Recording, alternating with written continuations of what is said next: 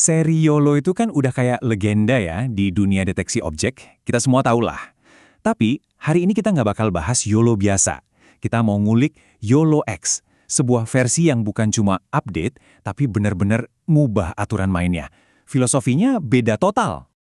Nah, ini dia pertanyaan intinya. Ada YOLO V3, V5, V7, banyak banget kan versinya.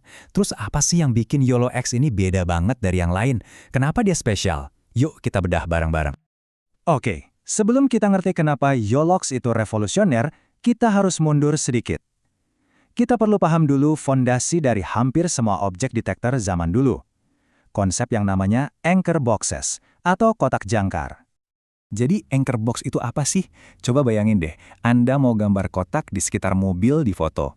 Nah, metode lama itu ngasih Anda beberapa stensil siap pakai. Kotak-kotak dengan berbagai ukuran dan bentuk. Tugas modelnya itu cuma milih stensil mana yang paling pas, terus disesuaiin dikit. Hampir semua model populer kayak YOLO V5 pakai cara ini. Kedengarannya oke kan? Tapi ada tapinya. Metode ini tuh ada beberapa masalah. Pertama, ribet. Kita harus analisis dulu buat nentuin bentuk stensil terbaik. Ini bikin detection head modelnya jadi kompleks, makan banyak komputasi, dan kadang kurang fleksibel buat deteksi objek yang bentuknya aneh-aneh. Nah, masalah-masalah inilah yang mau diselesaikan sama YOLO X. Dan disinilah YOLO X muncul sebagai penantang.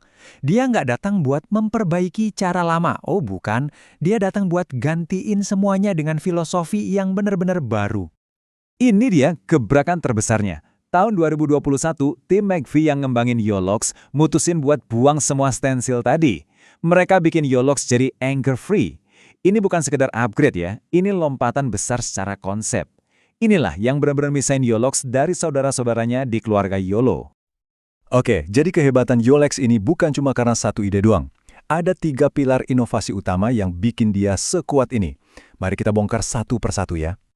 Pilar pertama, dan yang paling dasar, adalah desain anchor free-nya. Ini jawaban langsung buat semua masalah yang kita bahas tadi. Terus, gimana caranya deteksi tanpa stensil? Caranya cerdas banget. Jadi, YOLO X itu langsung prediksi dari titik tengah objeknya.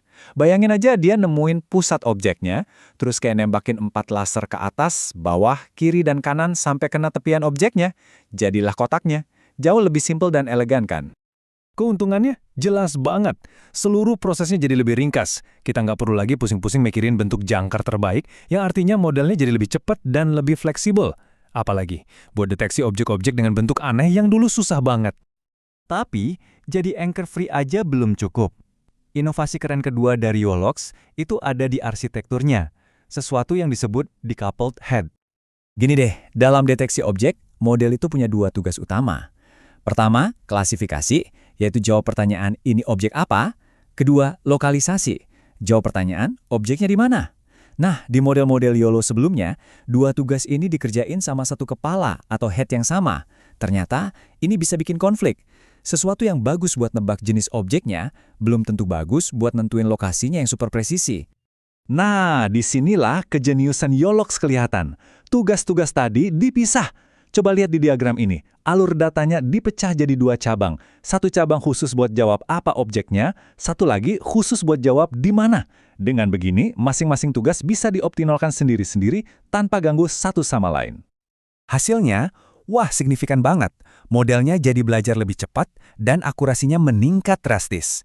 Kenapa? Ya karena 2 tugas tadi nggak saling sikut-sikutan lagi. Ini perubahan arsitektur yang simple tapi dampaknya luar biasa. Oke, inovasi kunci yang terakhir ini ada di cara YOLO X belajar pas training. Ini soal gimana caranya ngasih label ke data secara lebih cerdas pakai strategi yang namanya SIM-OTA. Coba bayangin, pas lagi ngelatih model. Seringkali ada banyak banget kotak prediksi yang numpuk di satu objek yang sama. Pertanyaannya, kotak mana yang harus kita bilang benar buat jadi bahan belajar si model?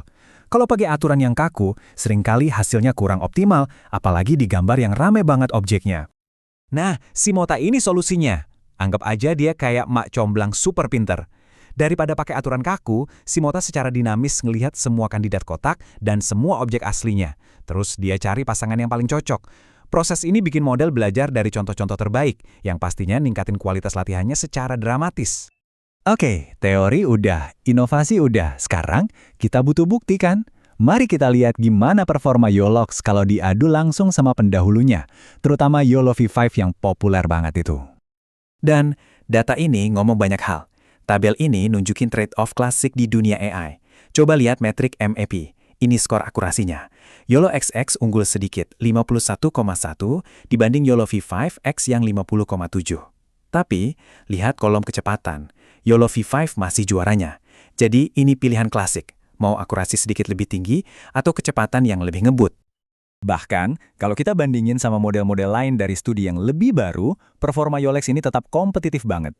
Ini bukti kalau filosofi desainnya, anchor free, decoupled head, dan Shimota itu emang formula yang jitu.